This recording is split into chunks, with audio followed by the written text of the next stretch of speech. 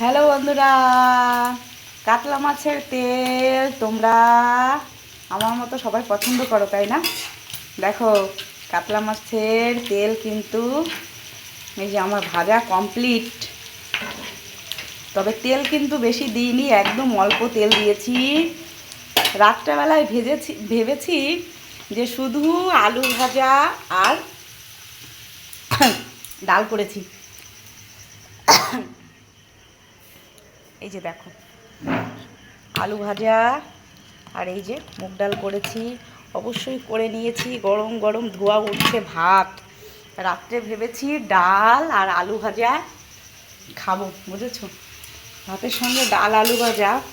এখন দেখছি এই যে দুপুরে করেছিলাম কাতলা মাছের তেল অনেকটা আছে। এই যে দেখুন, নামিয়ে নিয়েছি, অনেকটাই আছে, সবারই মোটামুটি হয়ে যাবে।